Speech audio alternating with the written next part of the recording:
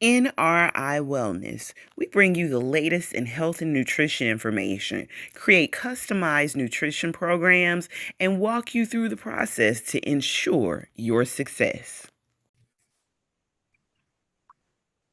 Good morning, good evening, good night, wherever you are in the world, and welcome to another dynamic episode of the 10 Dimensions of Wellness. I am your host, Cammie Red, the owner of NRI Wellness, and we have another amazing guest on our show today. And I just have to give out an immense amount of gratitude to Robert Belle for actually joining us today, because you guys, he's joining us all the way from Kenya. So that's on the other side of the ocean. Robert is the author of Blow the Lid Off. He is a transformational speaker, an accountant, the champion of creativity, ambassador of wellness, and a pursuer of excellence. Robert, thank you again for being on the show. Please tell our listeners about yourself. Tell us your journey to wellness and how you got to this point. Thank you so much. I'm so excited to just be speaking to you guys and to share my journey and my experience around wellness with you. I am just a simple, hopeless dreamer. I'm just someone who refuses to give up on dreaming. I'm just that person who just has lots of dreams, who everyone ever since I was growing up said, "You're crazy, that's just not possible." But every time I used to hear that, that just used to energize me. I have no idea why. I used to just be inspired by hearing the stories of victors, of people doing amazing things in life, people setting records and just, living out their true purpose and their true destiny. So that's who I am. I'm someone who really wants to help people get back in touch with their dreams, to unlock their creativity, to bring out their uniqueness, to accept their uniqueness. My purpose and my goal is to help people think, just to take a deep breath and to just start to be easy on themselves, not to be too tough on themselves, not to be too hard on themselves, because you have to be your biggest supporter. And that's just how I started. I told myself, look, I have to be my biggest supporter and I need to just believe in my dreams. I need to know that it's possible somehow. I, growing up, I really failed at fitting in friendships, in school. I just couldn't fit in. I was just that one child who the teacher would say, "Does anyone have any questions?" And I would have a question, not really to show off or to prove that I know anything, but because I was curious, because I wanted to learn more. Fine, this is what the textbook says. This is what the lesson says, but I want to know more. Why? I used to question a lot. Unfortunately, that was seen as very rebellious and just mere disrespectful. And of course, I'll get punished. I was constantly punished growing up. Fall back in line. Just imagine that whip spanking you back in line. And I did it. I did it for a while, but somehow my toe just kept slipping out. My foot would get out of the line. My hand would get out of line. And I just was curious. I wanted to explore. I wanted to experiment. I wanted to experience life. I just tried that over and over. But as you get older, you realize, all right, this seems like a losing battle. This seems like a losing battle. Let me just fit in and let me motivate myself. Let me be positive that I'm going to do good. I'm going to get a good career and I'll be happy. And so I did. I got a career, did well, started rising through the ranks, but somehow the curiosity just refused to die.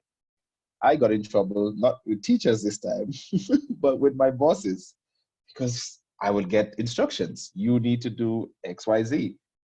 And I would sit and analyze. And I'm like, all right, can you tell me why? Not doubting the instructions, but when you are fresh in the corporate world, you're told, you got to align your work with the vision of the company. But little did I know, in real life, a lot of companies, lots of companies, the day-to-day work that you do has no bearing with the vision of the company or the entity. And I got lost, and my colleagues would just say, look, just do your work, get your paycheck and go home. Man, that's just the way it is. And of course, the first thing and my immediate response would be, but why? Why is it like that? So what do I have to bring? Am I just here to listen, to just follow instructions? I can't think, I can't participate. It's a very top-down approach. When I started corporate world, my first job, I'm an accountant. I think I should have said that. I'm an accountant. And my first job as an accountant was in 2001, just when we're turning the millennial and computers were coming in. And I questioned, why do we have to keep doing this way? And I got in a lot of trouble. So there I went throughout my life in more trouble, in more trouble. But of course, at some point you get tired because you actually find no one who believes in what you say or even remotely connects with what you say. Eventually it starts to wear down. It starts to wear you down. It weighed me down. And I was like, all right, I'm just different. I'm really crazy. Could it be that what everyone has been saying is true? That I'm really crazy? Is there something wrong with me? I think I need to get checked out. So I told the line in corporate world, I just wasn't good at it. My colleague said, look, you have to just, the boss is always right. I was like, but what if one time the boss is wrong? Then we're all doomed. You know, we're all doomed. And people are like, well, that's just the way it is. Of course, couldn't accept it. Strangely enough, whenever I had a strong intuition that the boss wasn't right, somehow in the fullness of time, I was proven right. And I wasn't happy that I was proven right because most of the times I would tell my boss, I would tell the manager that if we continue on this trajectory, we are not going to survive the next 3 years. We're not going to survive the next 5 years. And at that point, I'm not a manager. I'm not a supervisor. I'm just a plain old employee. But I care. Where is, I want to work for a purpose. I don't want to just get a paycheck. I want to connect what I'm doing with the purpose of the institution. That's why I chose to come and work here. You didn't choose me. I chose you because I saw something I want to align with. I want to help fulfill the vision and the mission of this company. And every time I had that gut feeling, I would tell the boss, listen, I have this gut feeling. If we don't change, if we don't innovate, if we don't make a shift, we're really going to end on a very bad path. Yeah, perhaps my powers of persuasion and my rhetoric wasn't strong then. And I lost. I may have lost, what is it? How did they say it? I've lost the battle, but I won the war. Well, we all lost because 2, 3 years, just as I predicted, a number of the companies I worked for folded. A number of the companies I worked for went under, went bankrupt, and it really pained me. So when I started to see that happen, a little spark started getting inside of me, and I was like, all right, maybe not that crazy, and maybe crazy is what's needed. So of course it was a very small voice, and I ignored it. You go into a new environment, I ignored it, and that used to make me sick. This is the journey to my wellness because that made me sick because I was just pretending. I was just pretending to do what I was told to do because I'm told to do that, not because I connected with it, not because I could relate with it. I just did it just to get by. And every night I just used to just wonder, what am I doing? What am I doing? And that made me sick. And I used to ruminate on that so much and ruminate on it. I realized then what's the point of taking care of my life? Why exercise? Why do anything anyway? Because that's just the way it is. That's just the way it is. This is just the way we're born. We go to school, we get a job, and we stick in it for 40 years. Who am I to move out of the mold? But somehow those inspiring stories, I remember one book that I read was Think Big by Dr. Ben Carson, and I was like, all right, so where are these people? What's so different about them? Anyway, as any young child, I thought I'll be a super athlete. I thought I'll be a Michael Jordan. I tried sports, failed. I tried many things, failed. I tried many, many things, failed. And I kept looking for the next thing. Somehow, I just wasn't phased by failure. I have no idea why. I just wasn't phased. I kept getting up, trying again, because I was convinced there has to be a crazy space for me, some place. Eventually, the corporate was just too much. I had a very bad boss. I became sick, physically sick, emotionally sick. everything sick. I was doing well in my career. I was successful, but very unsatisfied. I was doing great stuff, but very dissatisfied with my life. And I just said, that's it. I said, that's it. I am going to prioritize me. I'm going to look after me. And if it kills me, then all well be it. I have to look after me. I have to balance myself. Because for me, health and wellness, I mean, I would say health is like linking things in your life, and wellness is like syncing them together. You can be connected, you can be linked to something. Many of us are linked to our careers, linked to our families, our relationships, but there's no synergy. We're not synchronized. We're not harnessing. We're not, getting the power of more than one. We're not, just producing. We're just linking. So we go to work, we have a job, but there's no synchronicity in our lives. And I said, I'm done with that. I want to make sure that everything in my life is balanced. So I went on a journey to find myself, take care of myself, and to start a business. And I did all of that in 1 year. I lost 50 pounds in that year when I decided to prioritize me. I started my business for the first time, and I just was at peace. I would sleep well, and I felt good about myself. I really felt good. Three things, a three-step process that I did. I started to trust myself. I started to believe myself, and I started to acknowledge all the good things in my life. I put away all the negative thoughts. I accepted that label that I am crazy, and that's how I brand myself today. That I'm looking for crazy people. I'm giving a shout out for every crazy person. Come here. There's a space for you to be crazy and love it and be celebrated. And that's how I started my journey to wellness. I just really had to find myself. And that's why I champion creativity, because I say creativity is an identity extractor. I don't think there's any best way to get into wellness than connecting to your identity, because there's also toxic wellness, toxic positivity. So many people talk about wellness, that I want to be well, but you're just doing what everyone else is doing again. You're just marching to the beat of someone else's drum when you've not taken time to listen to the beat of your own drum. And isn't that what wellness is about? You're syncing your mind, your body, and your soul. And when I got that happening, I really felt like a superhuman.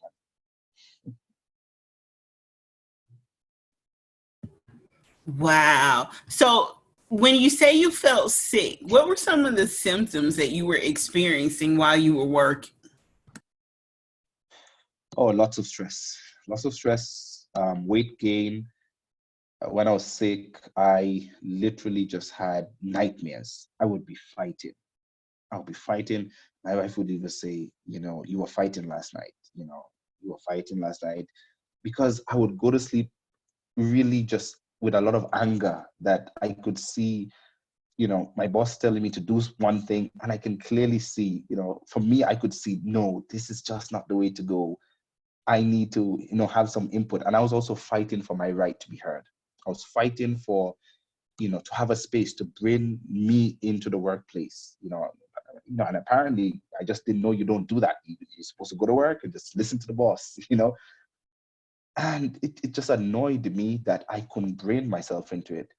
So, I mean, you fast forward, and when I saw LinkedIn release a report in 2019 that the number one in-demand soft skill of any career, any industry, was creativity.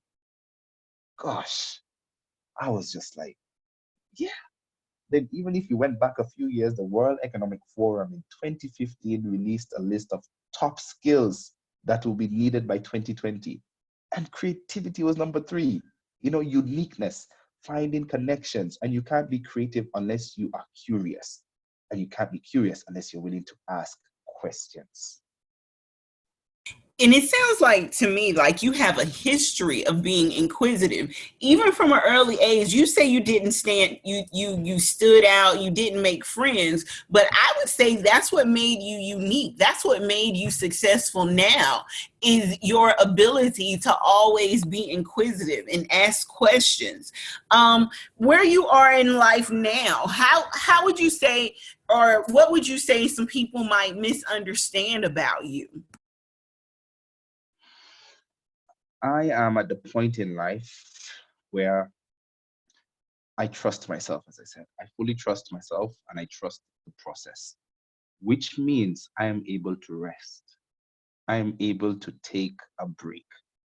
As I say a lot to my coaching clients and to whenever I go to speaking engagements, is you cannot truly rest until you can truly trust.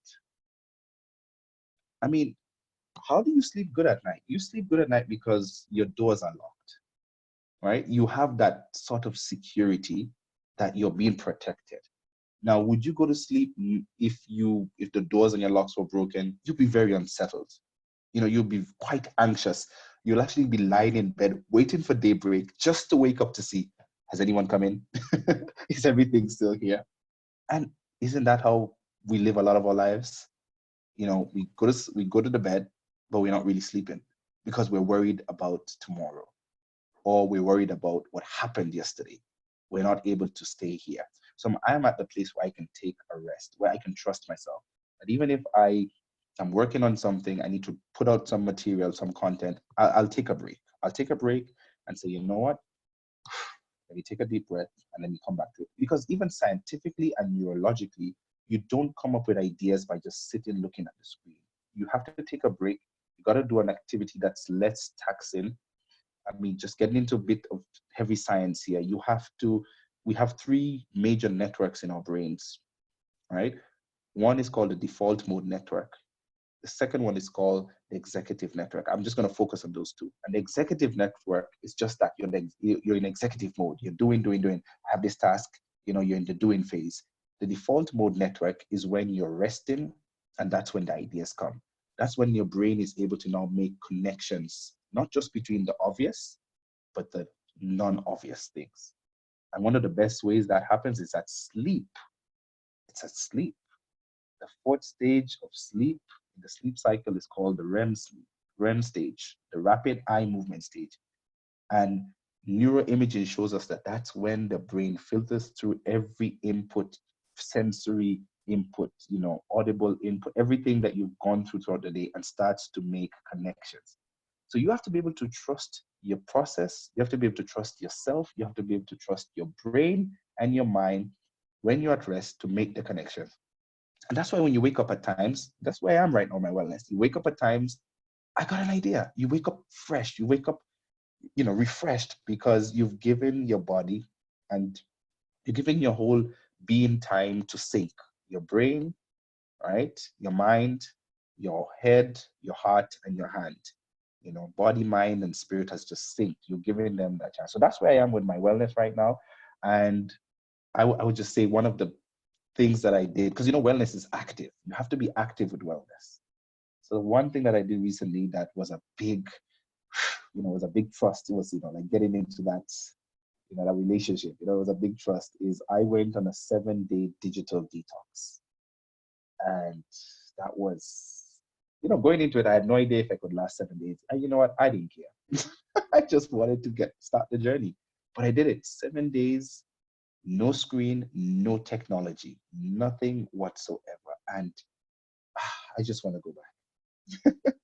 So that's where I am with my wellness, and I'm willing to trust myself. Listen, I love that. I did that too for my 40th birthday back in June. I went on a 7-day digital detox. I actually went to a wilderness retreat up in Ohio. So I was out in the woods, same way for 7 days, no screens, no social media, no nothing, just me reconnecting with self and nature. So I'm there. I love that idea. I love it. So, Robert, let's talk about your book, Blow the Lid Off. Tell us what that is about. What inspired you to write it? And what problems does your book solve? All right. So my book is titled Blow the Lid Off: Reclaim Your Stolen Creativity, Increase Your Income, and Let Your Light. My book, I've chosen that title for three reasons. Not that I had all three reasons when I started, but before I tell you all reasons, is the book is in essence, just helping us to, as it says, reclaim our stolen creativity. And I say that our creativity has been stolen because when something has been stolen, it's been taken without your permission. That means, and I start the book off with a very firm position, that we are all creative. There's nothing like the creative type or non-creative type, left brain or right brain. That's actually a myth. So my book is just debunking that myth that some are creative and some aren't. We are all born creative.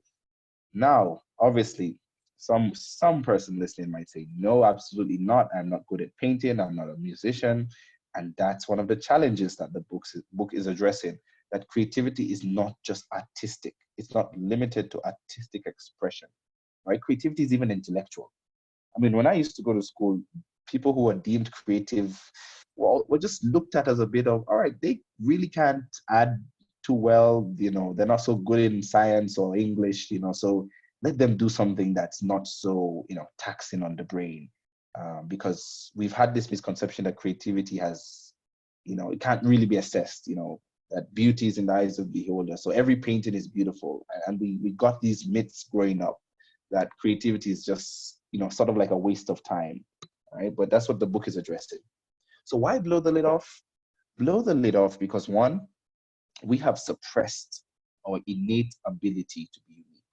We have suppressed it, and I am giving a rallying call for us to just blow the lid off your limitations, to blow the lid off things that are holding you down. I think about my experience when I was in school or going in my corporate career. You're just suppressed. You're suppressed. Your ideas are suppressed. You can't speak up. I mean, how many of us can go to our boss and say, look, I have this idea? I mean, maybe now, post COVID, this pandemic, bosses are a bit more open to, hearing ideas. But back then, absolutely not. And so that's number one reason why you blow the lid off. Number two, blow the lid off. I mean, we know that expression. Journalists usually use it when they're about to reveal a big scandal, this big conspiracy. We're gonna blow the lid off this conspiracy of who's, stealing money somewhere, right? And that is the whole point of the book. I'm blowing the lid off this conspiracy that some people are creative, some people aren't creative. It's been a conspiracy all your life that you are either creative or not based on your artistic expression. You're creative or not based on this. But little do you know, if you reflect on your life, at one point in your life, you are open, you're curious, you were a dreamer. But just like me, when I started to go through life, it became suppressed. You're told this is just the way it is. You fit into the norm. And I tell people, listen, creativity is actually for failures, right? You can't be creative unless you're a failure. It's for people who fail to fit in. It's for people who fail to just follow the mold blindly. That's what creativity is about.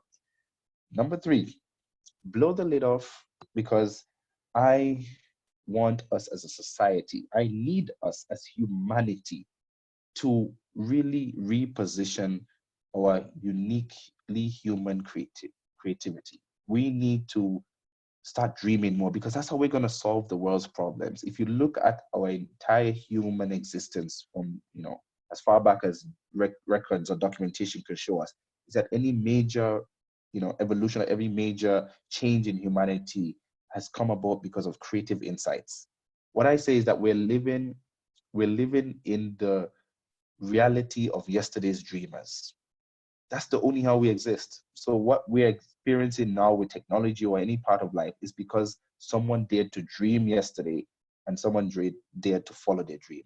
So what are we dreaming today? We are in charge of creating our own future. That's why I wrote the book. And as I go around, doing a lot of media interviews on podcasts or wherever, some myths that I find people have is, all right, okay, so you basically want me to start, just drawing or anything. But I've never done an assessment to be creative. And that's one of the myths. People ask, all right, so when will I become creative? I said, when you start trusting yourself. When you say you're not creative, what you're basically saying is that you don't trust yourself. You don't trust that the ideas that are coming into your head mean something. You know why you don't trust yourself? You know why we don't trust ourselves? It's because we tend to see value from the outside in. And it never works that way with creativity. If you're always going to judge and assess your ideas and dreams based on what you currently see around you, then you're going to end up in trouble, because creativity is about imagining something novel and useful. At times, it's going to be something different that no one else has seen. And that's why IBM, when they conducted a survey of over 5,000 CEOs, they said the number one skill for any leader, for effective leaders, for effective CEOs, is being creative. Because if you're going to lead, you have to catch a vision early. You have to have that vision. You have to be a visionary. We've described these things in so many different words, but it all comes back down to creativity. It all comes back down to creativity. If you're a leader or you're an aspiring leader, you have to be a visionary.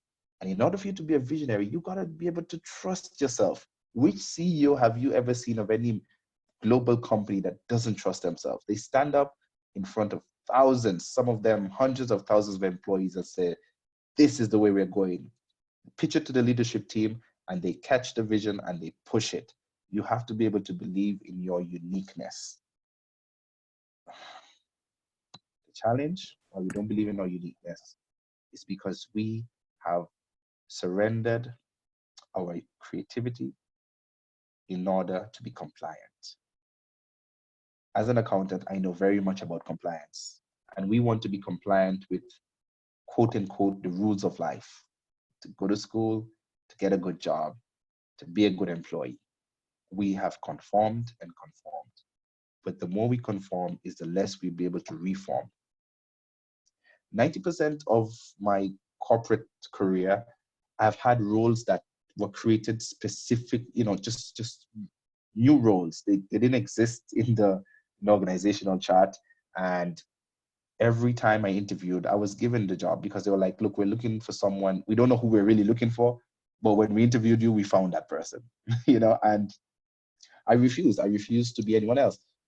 But I have to be very, very honest with you. I applied for lots of jobs, as do most people. And I kept getting rejection letter after rejection letter. I even worked with an HR coach, an HR consultant. We would identify vacancies. She would even help me write the application letter, get my resume ready, and I still wouldn't even be called. And she was like, okay, I just don't get it right now. I really don't get it. But later on is when we discovered, no, I don't fit into molds. I can't be applying for a job. If a job is already created, then I'm too late. I need to be the one to define the job.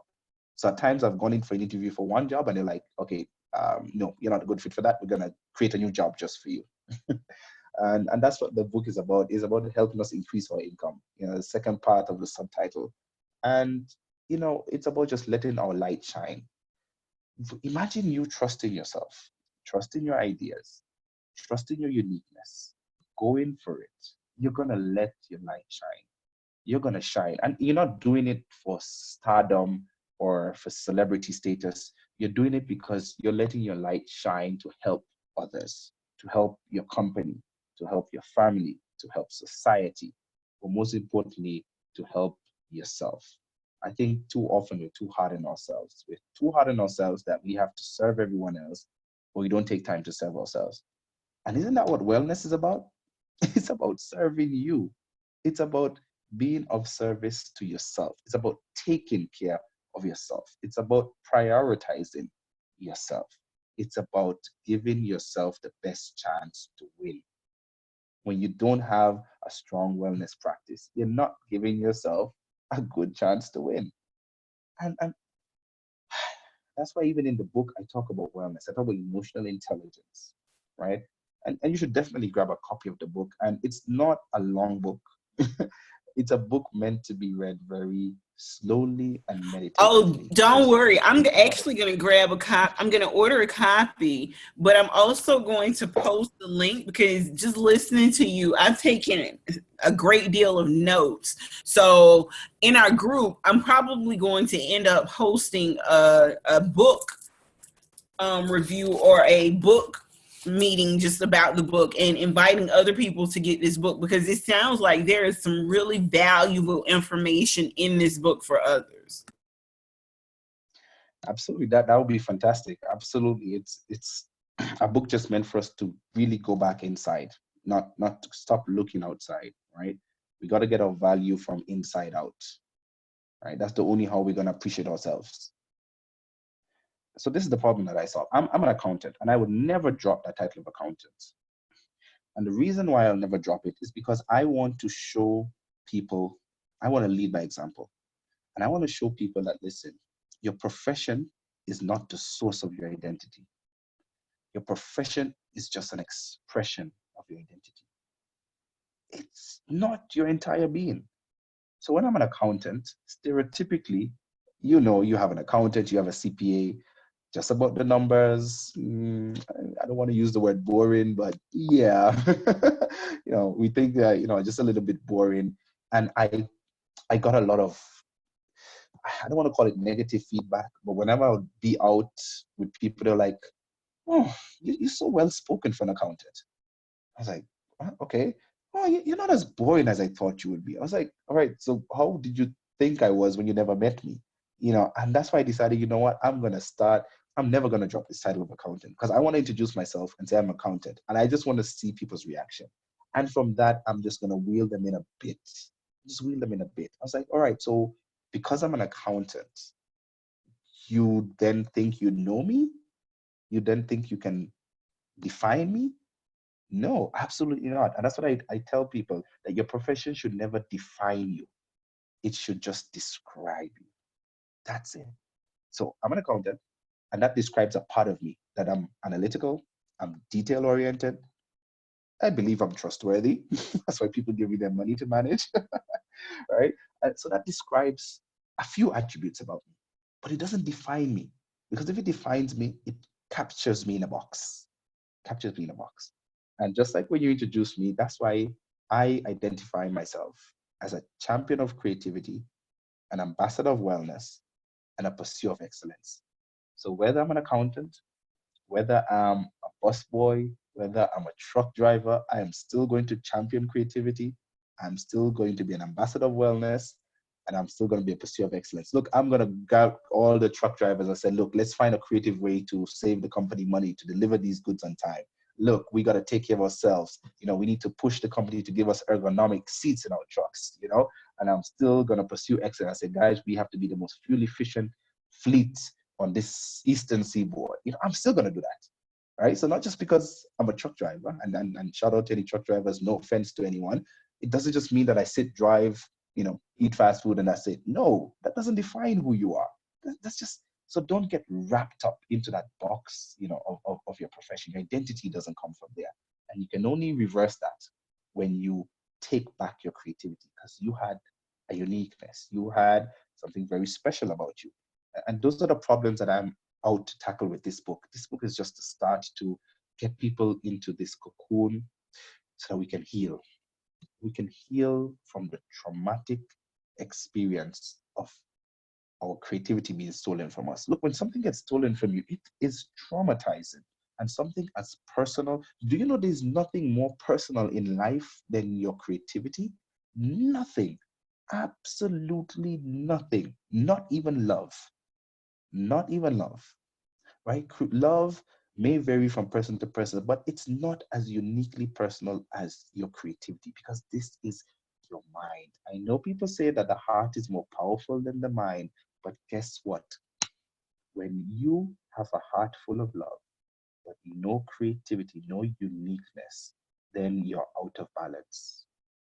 Your wellness is not effective, because your wellness must sync your mind, your body, and your soul. I'll tell you something, even scientifically, the biggest part of our brains, the neurocortex part of our brains, what we use it to do is higher level activities, language, creativity, expression, communication. So I could love you, but if I can't find a way to bring out my uniqueness of how I love you, it's going to be a bit of challenge there. It's really going to be a bit of challenge there. That's what I am out to address. It's not just about painting. It's not just about singing. It's about bringing out our uniqueness, about solving problems, and about just making this world a better place. As I said, I'm a hopeless dreamer that I could change the world. And all I have to do is change the world for one person and another person, and I've changed the world. Wow, that is very true. So I've gotten a lot of little, quotes and tidbits from you while you were speaking, especially in regards to your book. But what's some of the common myths that you hear often that you find yourself dispelling a lot around creativity? I know you touched on a few, but when you go into your one-on-ones with your clients, what are some things that you hear then? All right, so some of the other myths that I hear, especially when I get into one-on-one coaching, is I don't want to.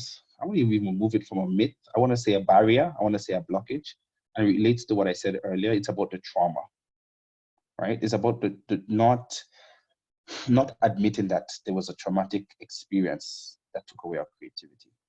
That's one of the myths, that it just disappeared somehow. Like I just lost it. And I love, Dr. Brene Brown, vulnerability researcher. And she says, look, out of 85% of the people she interviewed, right, just about 50%, 85% of the people she interviewed can identify that they had some kind of traumatic experience when they are younger that affected their vulnerability, that made them, cocoon. And out of those 85% of the people she interviewed, half of them said it was around a creative expression. Maybe they had a painting, or maybe they had something, and their friends laughed at their classmates laughed at them. 4 or 5 years old, the teacher said, "Oh, that's so cute, but it's not, valuable or anything." And that trauma was carried throughout their life. So that's one of the myths, that it's just something that just got lost. One of the myths is that I'm going to sit you down, we're going to go through this one-on-one coaching, and I'm going to give you technical skills of how to get your creativity back. Do 1, 2, 3, 4, get it back. No, the biggest myth is that it's very personal. It's highly personal. And that's why I tell people that if you want to tap into that deeper dimension, you got to work. It's got to be personalized. It's got to be one-on-one. Yes, you can sign up for my group coaching. Yes, you can read my book, etc.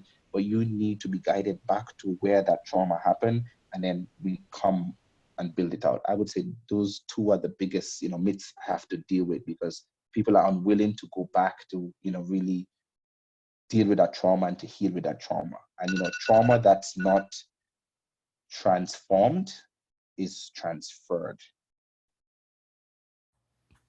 This is a 2-second nutrition tip.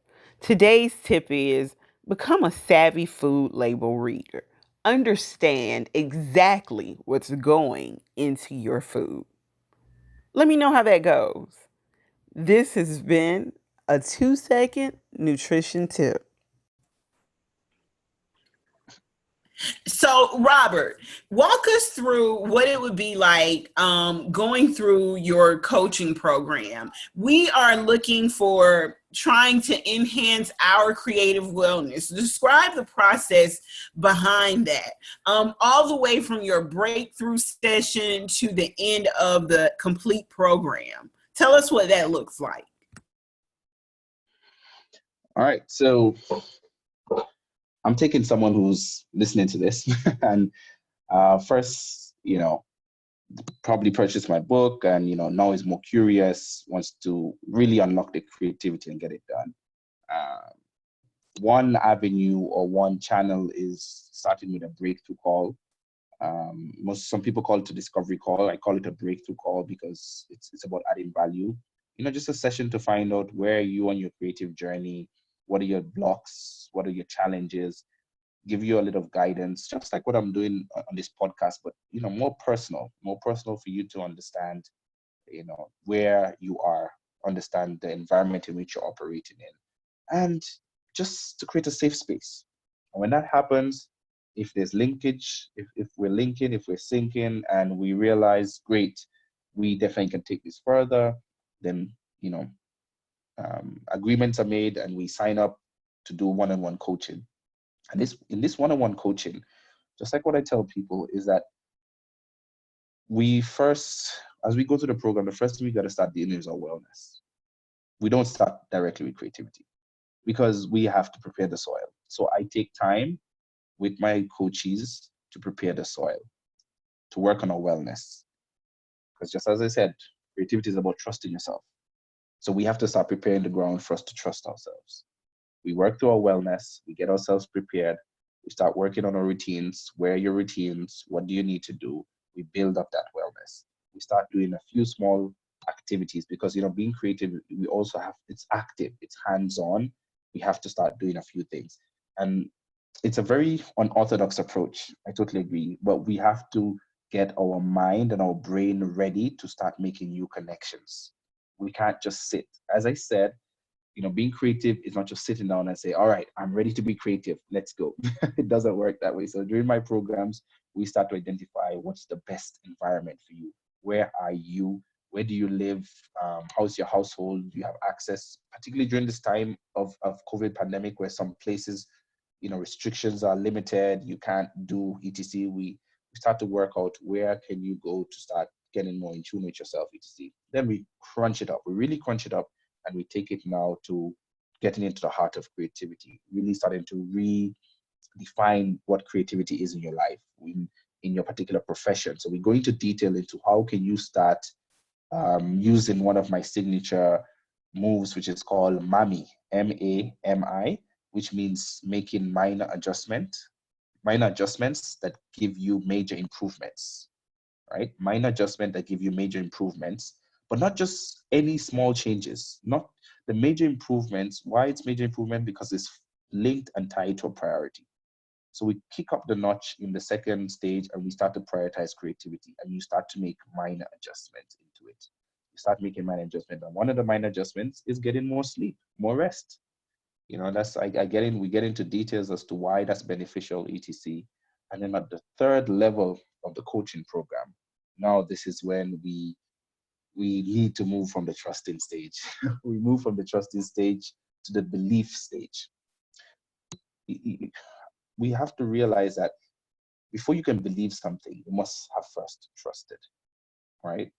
I want to use even a romantic relationship. Before you can start believing in your partner or believing in your relationship, there must have been some sort of evidence, right? You must have evidence. So the third stage, we move, you have to fully trust. And even if you're not ready to trust, I thrust you out of that comfort zone for you to believe yourself. And in believing in yourself means learning to embrace and engage failure and pain. And that's what we do at that stage. I teach you how to start engaging and embracing with failure so that you can believe in yourself. Because even in failure, you can believe yourself. And that's why my mommy principle is so key. Because imagine you fail at something, but from that, you can believe in yourself. Because you see, failure is not personal. It's just an event. Right? So I teach you how to start disassociating failure with identifying yourself, just like I do with starting to help disassociate your profession with your identity. It's just an expression. It's not the source of your identity. And at that level is when, at every level there's a breakthrough, but at that level is when the, just that's my sound effect for blow the lid off. That's when, the lid is just blown off. And I just love that level when I get there with people. They're just like, wow, but it takes time. And that's why we can't start there.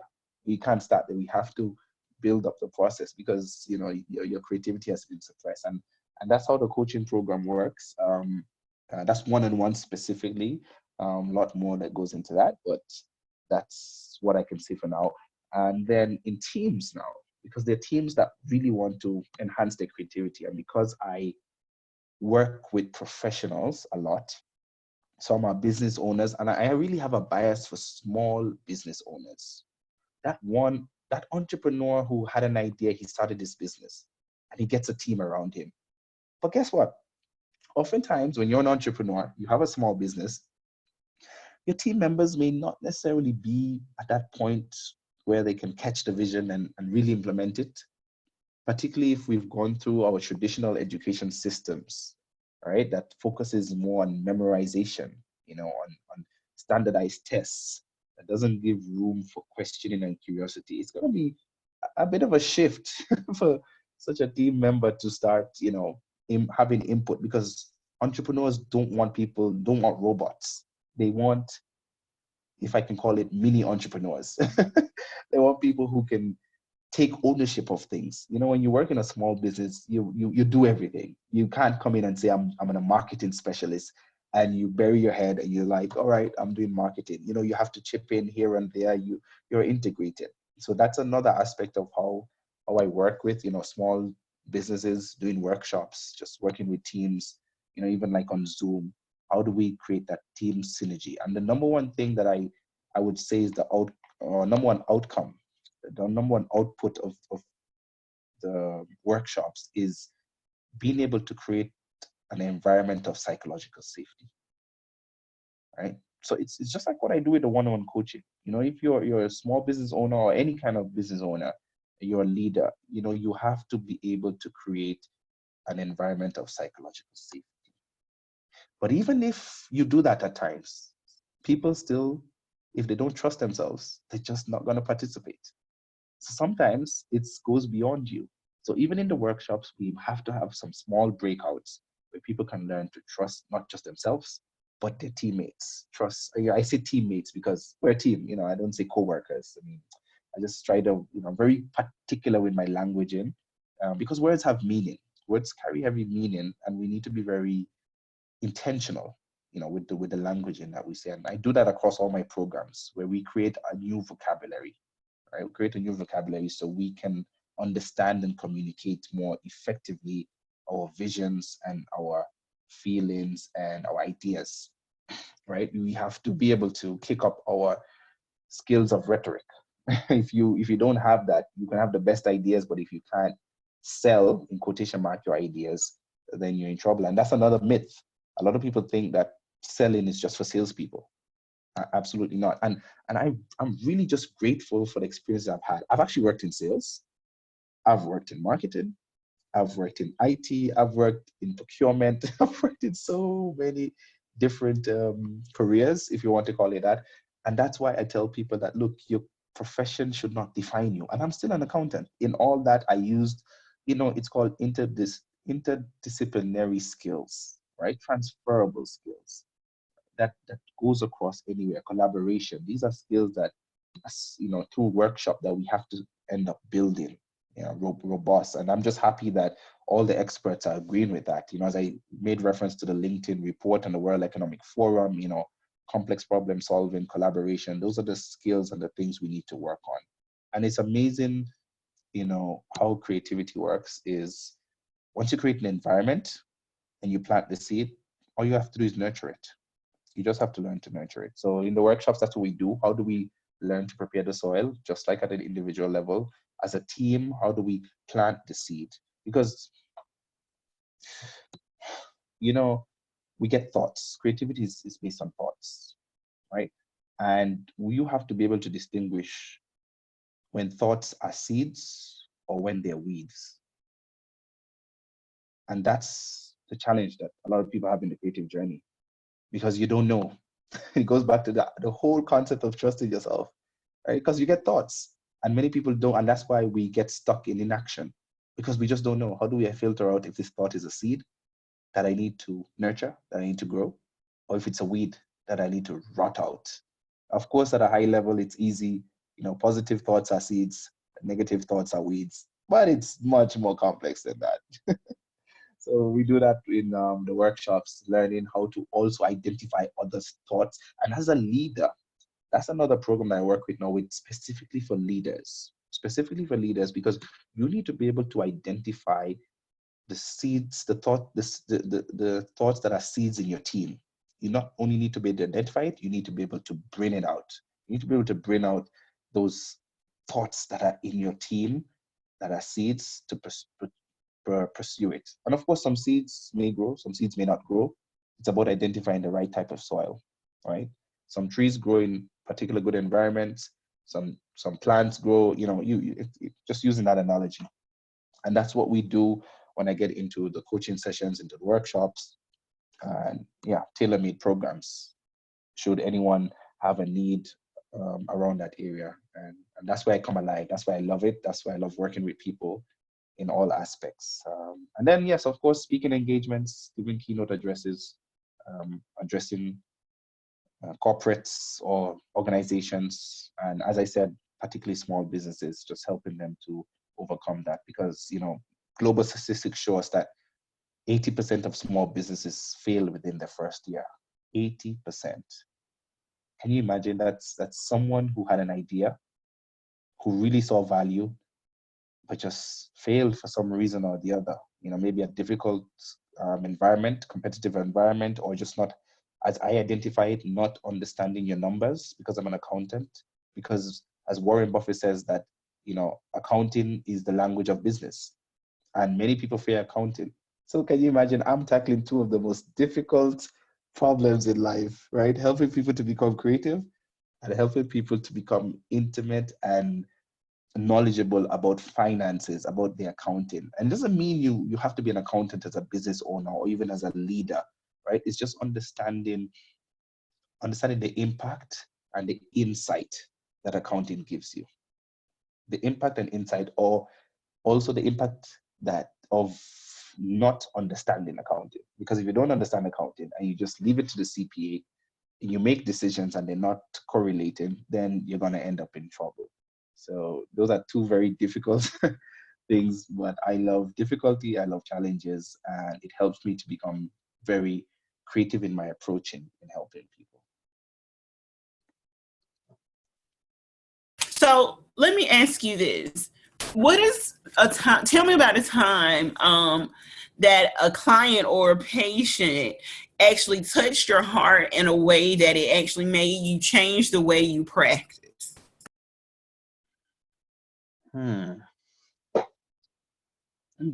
Think of one example. Everyone has, made me adjust. I would say adjust slightly. I'm thinking of one major example would be there's one client who, and I'm trying to find one that's not traditionally creative, but the one that I'm thinking about is in the creative, if you want to call it that, industry. She's a singer. And what touched my heart with how I changed my approach is I became very binary. And at one point, I did sort of not talk about the accounting side of it. And I really started pushing the creative side, setting up the business structure. Developing the creative skills. But she touched me so much because she kept pushing me that don't let go of your accounting knowledge, because even the way you teach accounting, even the way you explain the numbers is just magical. And I was like, all right, that's interesting. So that really made me change my approach. And that's why I incorporate, financial wellness now, if you want to call it that.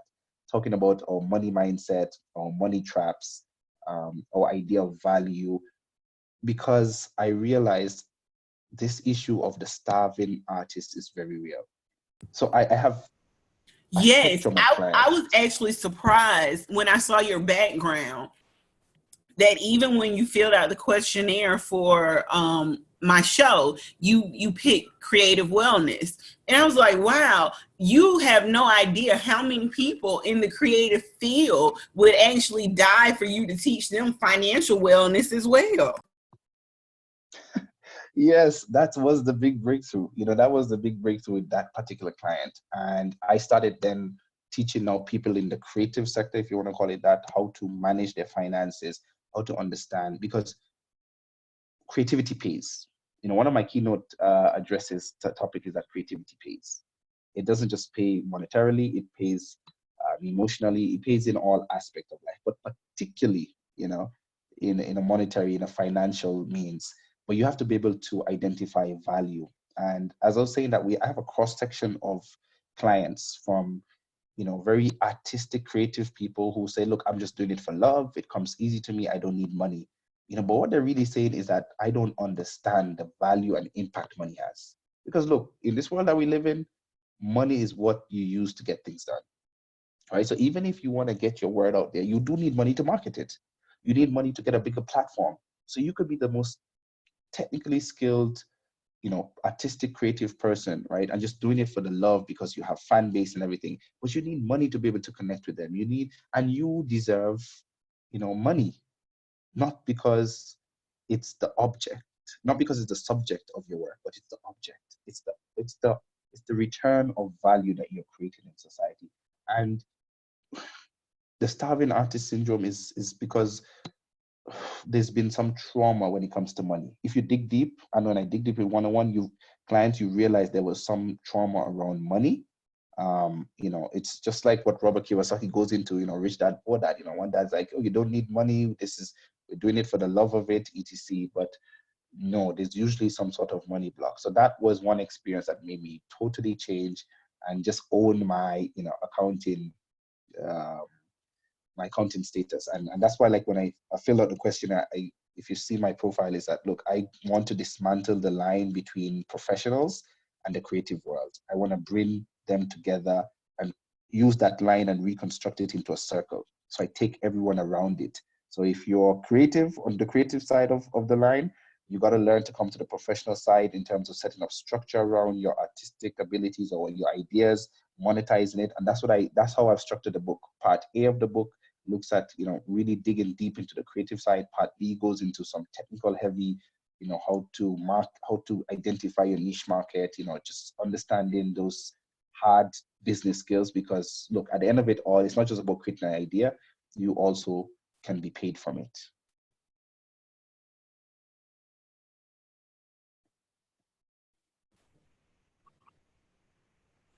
So, Robert, again, thank you for being on the show. Why don't you tell our listeners how they can get in touch with you, your website, how they can find you, where they can buy your book, if you have an email address, your number, if that's a public information, as well as where you are on social media.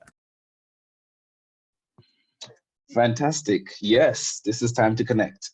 All right, so you can get in contact with me, one, through my website, www.robertabelle, and Belle is BELLE.com. I'm definitely on socials, Facebook, Robert Agufana Belle, and Agufana is AGUFANA, Belle. Same thing on LinkedIn. On Instagram and Twitter, it's Robert_A_Belle. So basically across platforms, if you just type Robert A. Belle, you should definitely be able to find me. And also one new social platform that I've just launched recently is my YouTube channel. Yeah, that's been one of my things to trust myself. And so you can find me on YouTube, Robert A. Belle. We definitely have the links. I'm sure that you can follow. Please check out my channel, check out the videos, subscribe, like videos, comment, let me know, because that's part of the creative process, feedback. I work on 3 major themes on the YouTube channel. It's Creative Mondays, Wellness Wednesdays, and Friday Excellence. So I shoot content around those 3 major themes, which are my identity pillars, champion of creativity, ambassador of wellness, and pursuit of excellence. So I want to just keep curating content around those 3 main pillars. And that's the best way you can get in contact with me. Awesome. Now, you guys, don't forget, you will also be able to find Robert's contact information on our website, nriwellness.com, where we always write an article about all of our guests and post their information there as well. Then don't forget to join our Facebook page, 10 Dimensions of Wellness, where we have all of our guests there as well. Some of them have signed up for mentorship programs. Others have posted live videos, done classes. You can link up with all of our guests there, listen to past shows, and find the article that we post as well. So let's get into wrapping up the show a little bit. And Robert, we're going to ask you the 4 questions that we ask all of our guests. The first question is, what's been the biggest surprise you had in the last few months? Ooh, that's such a difficult question. It's difficult because I really want to say this, with lots of, how can I say it? There have been a lot of surprises, very good ones also, despite the pandemic and, the bad things that come with it. There's just been a lot of surprises, more particularly because I what catalyzed was a catalyst for a lot of the surprises in the last few months was the release of my book. It's my first book, and that just seems to have just blown up a lot of things and amplified a lot of things in my life. So if I was to choose one, I would say is my book, which was just released, first time author. And for someone who is dyslexic, who struggled in school with writing, just for me releasing the book was good that I got there. But the biggest surprise is that my book has been nominated for 2020 Reader's Choice Award by TCK Publishing in the self-help category. I think that was just the biggest surprise. That my book is nominated. Congratulations for that. That's Yes, awesome. thank you so very much. Thank you so very much.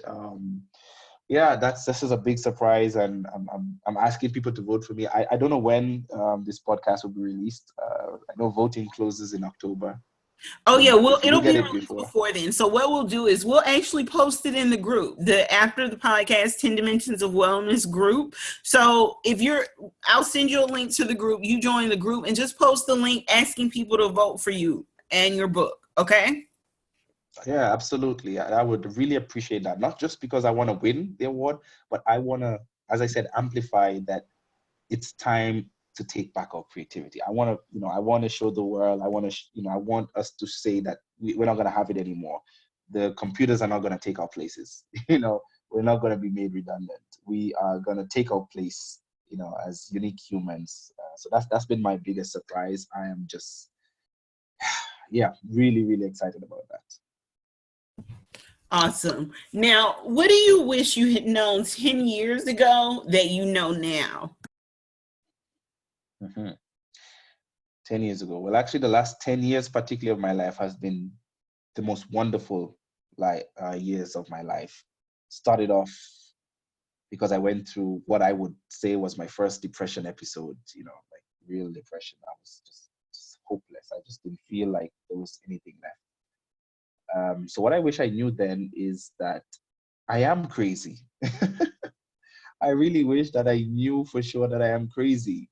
I'm crazy to write a book, despite suffering dyslexia. I'm crazy to be a public speaker, despite literally shaking growing up public speaking. As a matter of fact, I only got over my fear of speaking just a few years ago. Just a few years ago, and people just don't believe that.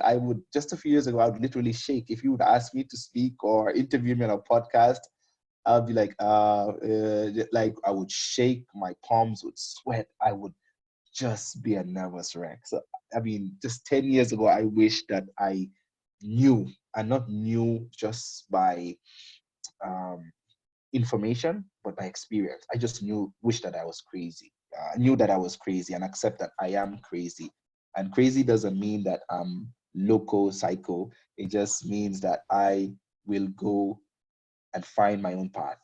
You will And take the despite risk that it takes to be successful. That's what I crazy will take is. I will take the risk. I will take the risk and I will just trust myself. I wish I knew that 10 years ago.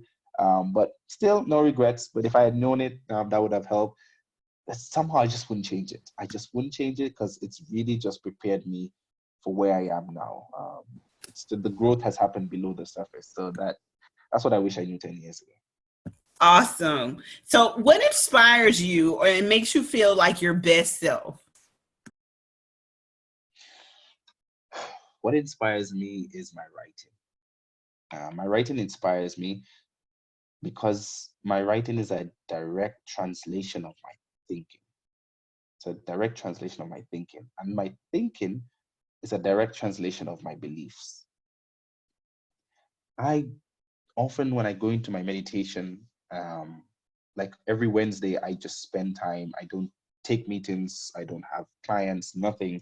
I just sit and think or write or read. And the thoughts that come to my mind are just so, I end up writing a lot and just writing. And half of the times I have no idea what they mean. I just write. And they come the download comes so juicy, so so refreshing that it few weeks down the line or few months down the line, it just just just makes a lot of sense. And I'm going to share one with you guys. I'm going to share one with you guys to tell you and to show you, what that looks like. And so when I was writing my book and just pursuing this whole creativity agenda, something came to my mind when I was writing. So I said, okay. So I asked myself, because I put myself in the position of the reader. So I asked myself, what would being creative get me? Fine. I don't like to be very theoretical. I like to be very practical. So I asked myself, when someone reads my book, what are 3 things they were going to get from my book? And I said, and I speak to myself a lot. I role play, So I said, Robert, tell me, what am I going to get when I read your book? And I said, okay, listen, Robert, this is what you're going to get. Creativity gives you knowledge of your purpose, clarity of your vision, and revelation of your value. And during meditation, that just came to me in that exact order and with those exact words. And I was like, I didn't think about it. And in the creative journey, when I do, especially my one-on-one, I just say, just write, just journal, especially when it's first thing in the morning. And I wrote it down. I didn't go back and question it. Don't question yourself, trust yourself. And I let it go. I let it go. And I started saying that when I go for interviews. I even put it in my speeches. I have no idea what it meant. I still didn't think about it. I didn't evaluate it. I was like, does it even make sense? But I'm willing to take that risk that if it doesn't make sense, all well and good. I still trusted myself that it was good. I didn't doubt myself. Now, a few weeks ago, I like reading latest research on neuroscience and, just what's happening. And in the Journal of Psychology, oh, sorry, just before I said that. So one thing I said after all of that is that creativity is an identity extractor. It extracts your identity. So I wrote that down also. I have no idea. I even shot a whole YouTube video about it, posted it. I had no idea what that meant. I just wrote it down because I trust my process. I was reading in the Journal of Psychology and they were talking about identity. And let me even just get it here for you so that I can read it. I had it written down here in my notes. Yes, so I was reading in the Journal of, what is it called? Sorry, I forgot.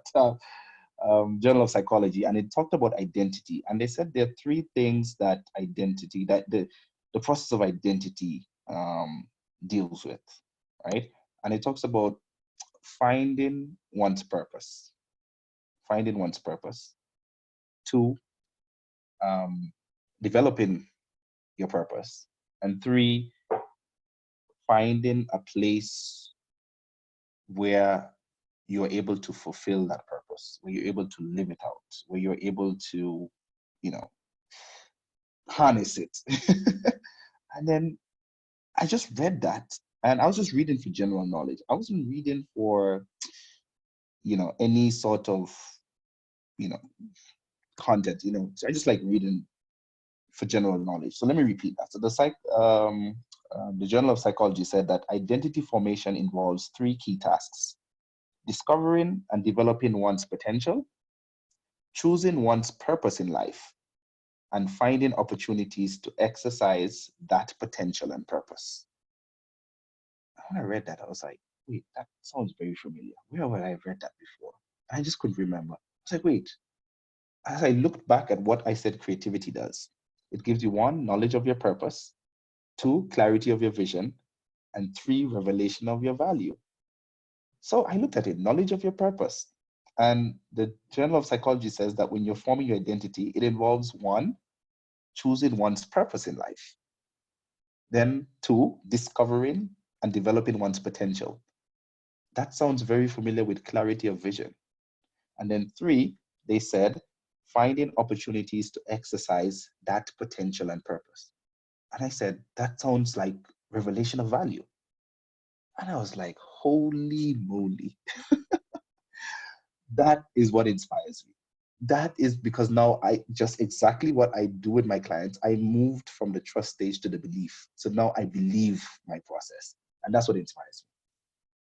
Awesome. So if you could have a billboard with anything on it, what would it say and why?